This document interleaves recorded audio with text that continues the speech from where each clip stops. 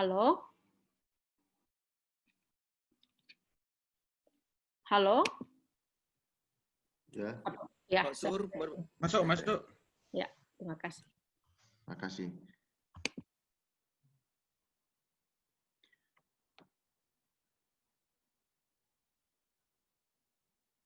Oh, sebentar. Ini Pak Surya lagi ada masalah teknis di sinyal. Berikutnya kepada penanggap berikutnya, yaitu dari Gus Teddy, ya. Waktu dan tempat kami persilahkan, Pak. Ya, terima kasih. Suara saya bisa didengar jelas? Bisa. Maaf, oh ya. Baik, terima kasih Bapak Ibu sekalian atas kesempatannya. Pertama-tama saya memperkenalkan diri, saya Teddy Kholiludin, saya dari Lembaga Studi Sosial dan Agama di Semarang, bagian dari keluarga besar Nahdlatul Ulama di Jawa Tengah. Terima kasih pertama-tama atas kesempatan bisa bergabung di virtual lecture yang baik ini, bisa bersua dengan Pak Paulus Sugeng Wijaya, lalu Pak Paulus Hartono, dan Pak Surya, dan yang lain-lain. Saya mungkin ada Mbak Woro juga. Saya mungkin hanya memberikan beberapa, ya persisnya mungkin bukan tanggapan langsung atas apa yang disampaikan oleh para pemateri, tetapi saya mungkin hanya akan menambahkan beberapa hal yang berkaitan dengan utamanya adalah praksis dialog, terutama kelompok Islam dan Kristen, lalu kaitannya dengan kehidupan di masa pandemi dan hal-hal seputar itu. Pertama yang ingin saya garis bawahi adalah bahwa problem terbesar bangsa kita setidaknya kalau kemudian diperas mengerucut pada dua aspek. Yang pertama aspek intoleransi dan yang kedua korupsi. Kita bisa menyaksikan dengan mudah bahwa situasi pandemi itu tidak menyurutkan praktek-praktek koruptif itu. Bantuan yang mestinya datang kepada warga yang terdampak kemudian diselewengkan oleh oknum pejabat di level desa, kecamatan, dan seterusnya. Hal yang menunjukkan bahwa situasi yang mestinya menjadi common suffering ini, penderitaan bersama ini, tidak kemudian berkorelasi dengan meningkatnya rasa atau sensitivitas kemanusiaan di antara masyarakat. Jadi di antara, terutama ya di kalangan di kelompok-kelompok tertentu yang berkaitan dengan pejabat-pejabat struktural di di level tertentu. Nah, itu masalah pertama, artinya pada aspek yang berkaitan dengan tindakan-tindakan koruptif, pandemi sepertinya tidak automatically membuat situasi situasi korupsi itu tidak terkurangi. Setidaknya dari praktek-praktek yang bisa kita lihat berkaitan dengan bantuan-bantuan kepada mereka yang terdampak langsung pandemi, hal tersebut bisa menjadi salah satu, hemat saya bisa menjadi salah satu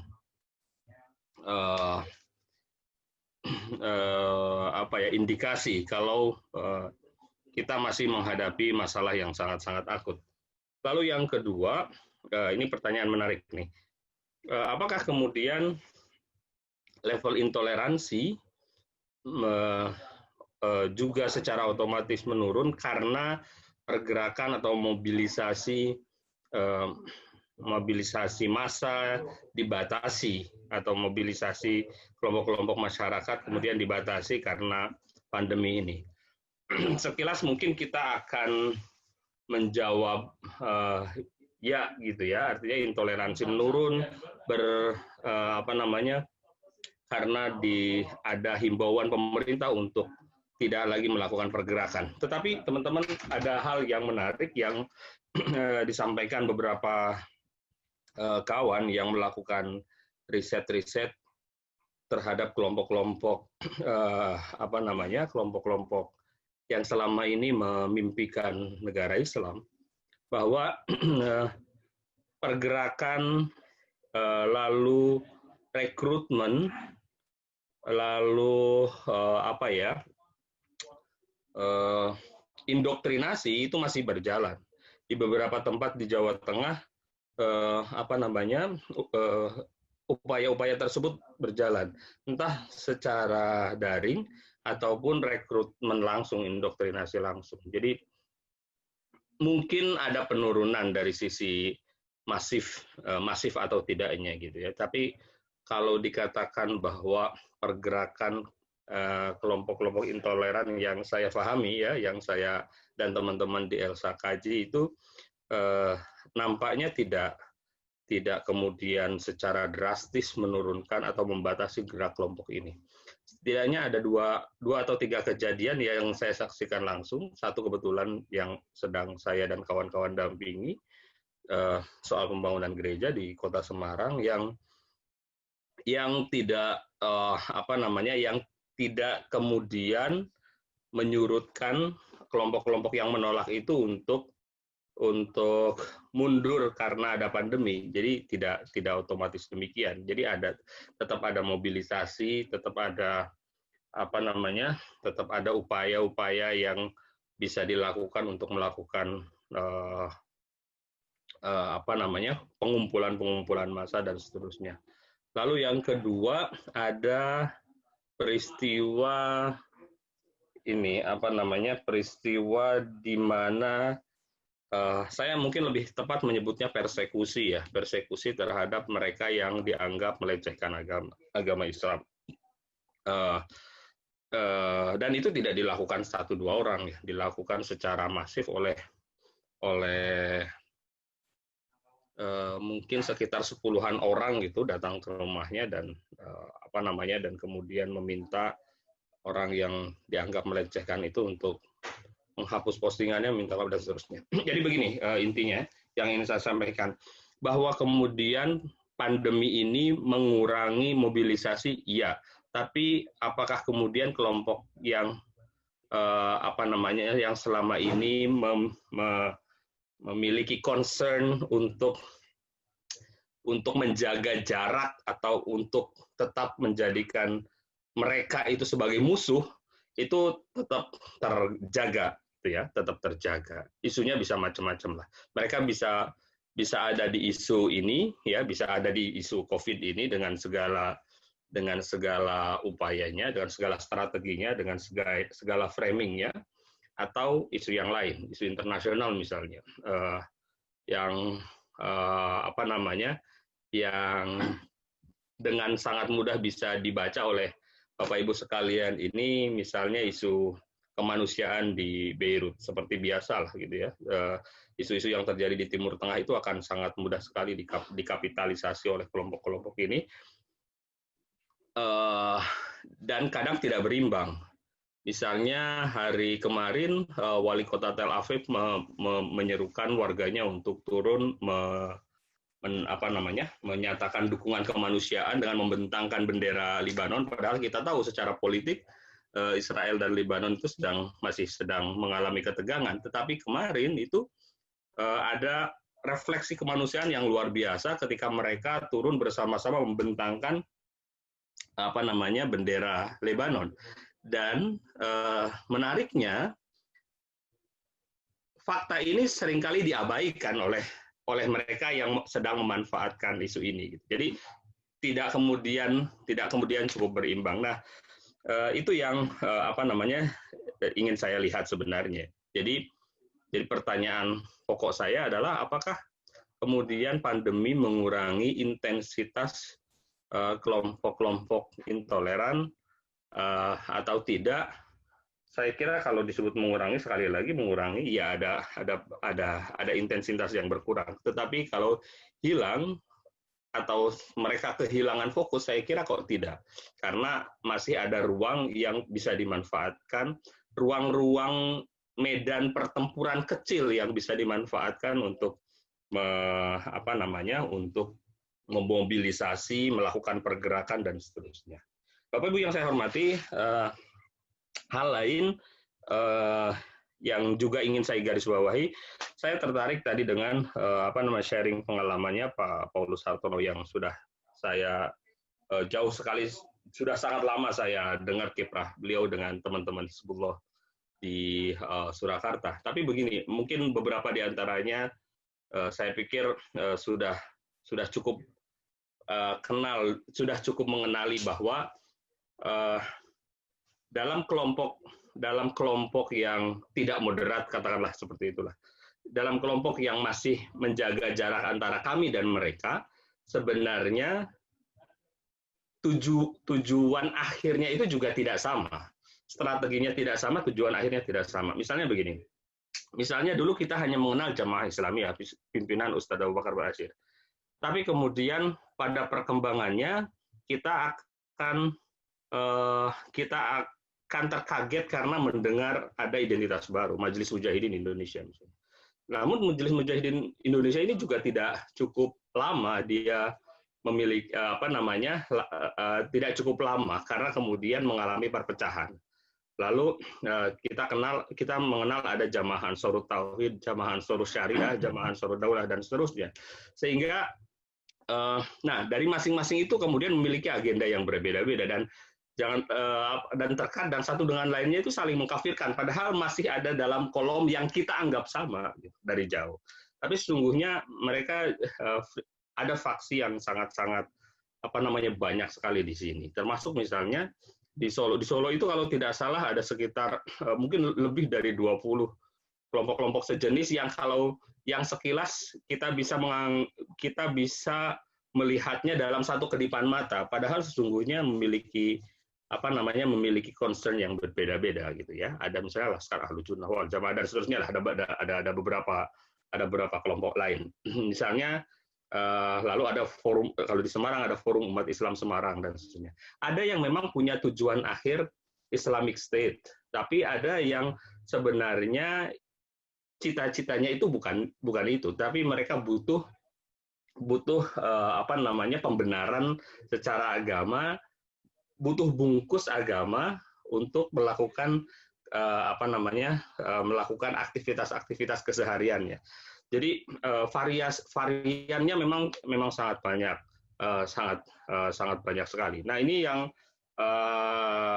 menarik sekali kalau melihat di mana sekarang saat pandemi ini kelompok-kelompok ini beredar. Nah, misalnya yang sangat dekat, yang sangat dekat dan yang saya perhatikan misalnya satu kelompok yang disebut Forum Umat Islam Semarang itu tidak lebih dari 20 orang ya, tapi dia punya spot yang pas untuk kemudian menunjukkan bahwa mereka itu ada dan cukup diperhitungkan. Pada spot mana mereka bisa mengambil peran itu? Kita bisa melihat misalnya surveinya Wahid Foundation, teman-teman SMRC dan yang lain-lain pada tahun 2018-2019 tentang kelompok yang paling dibenci oleh umat Islam di Indonesia. Setidaknya ada 5. Yang pertama atau 4 yang tertinggi itu, yang pertama komunis, lalu yang kedua LGBT, yang ketiga Yahudi, yang keempat kalau tidak salah Kristen, yang kelima Cina. Jadi kalau kemudian disuruh milih mana yang prioritas, karena prioritas itu artinya daya ungkitnya lebih kuat gitu, maka sebenarnya mereka hanya akan memilih 2 di awal ini. Kelompok yang punya yang mereka sebut dengan komunis, lalu dengan LGBT. Itu kelompok yang sangat dibenci sekali oleh umat Islam di Indonesia. 16, kalau tidak salah 16 itu LGBT, 17 itu gantian komunis yang pertama, kemudian LGBT dan seterusnya lah. Tapi 2 ini yang awal. Nah,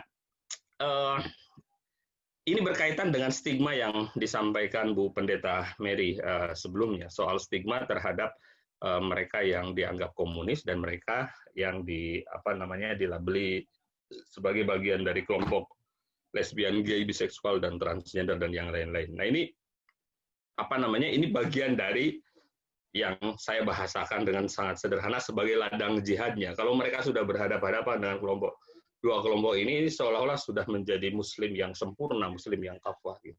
Nah ini nampaknya masih akan sangat efektif dijadikan sebagai target gitu ya, sebagai target di tengah pandemi ini dan saya melihat masih cukup kuat. Artinya betapapun ada pandemi di beberapa kota, permusuhan atau menciptakan musuh terhadap mereka yang di dua kelompok dan tiga dengan Yahudi yang paling dibenci ini cukup masih sangat kuat. Nah, itu soal stigma dan saya kira ya betul yang disampaikan Bu Mary tadi soal bagaimana health literacy yang sangat-sangat rendah sekali, bagaimana pasien COVID di stigma, bagaimana petugas para medis juga stigma, belum lagi stigma kepada teman-teman HIV, AIDS dan yang lain-lain yang menurut saya salah satunya disebabkan oleh health literacy yang tidak cukup mumpuni. Nah, masalahnya adalah begini. Ini refleksi saya aja sebagai bagian dari generasi muda Nahdlatul Ulama. Masalahnya adalah seringkali organisasi-organisasi besar itu terlalu banyak mempertimbangkan maslahat dan madorot lah kira-kira seperti itu. Kalau kemudian ada orang-orang NU yang bergerak melakukan tindakan-tindakan nyata di lapangan secara cepat, saya yakin ya itu karena panggilan dirinya, tidak panggilan institusional, karena saya lupa tadi sepertinya ada yang menyisir soal ini. Karena apa? Karena organisasi-organisasi besar misalnya macam Nahdlatul Ulama itu terlalu banyak mempertimbangkan ini dan itu sehingga tidak cukup bisa bergerak cepat karena ada pertimbangan jamaah yang banyak dan seterusnya. Jadi kalau kemudian ada orang-orang NU yang ada anak-anak muda NU yang punya sense dan punya kekuatan di lapangan untuk membangun jejaring dan sebagainya, saya yakin ya itu anak-anak saja, orang-orangnya saja sebenarnya gitu. Karena percakapan di struktur saya kira akan sangat lama membicarakan hal ini. Gitu. Responnya tidak cukup cepat. Nah, jadi kepada mereka inilah sebenarnya upaya-upaya praksis yang lebih cepat, yang lebih punya dampak itu diharapkan karena bergantung pada organisasi besar dalam konteks fast respon itu akan sangat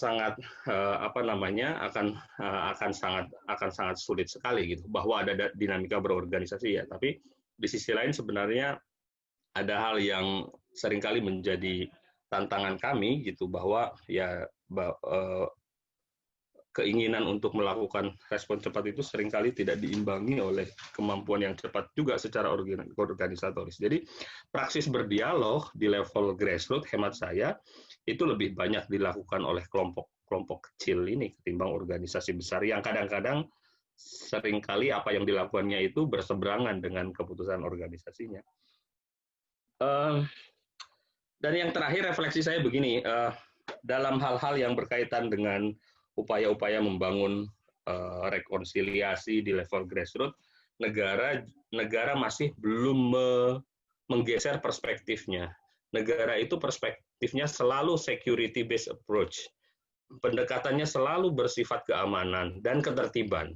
Jadi kalau misalnya ada kelompok yang ingin mendirikan rumah ibadah lalu ditolak meskipun secara legal sudah memenuhi memenuhi persyaratan, atas nama ketertiban atau atas nama keamanan itu pasti akan dikalahkan.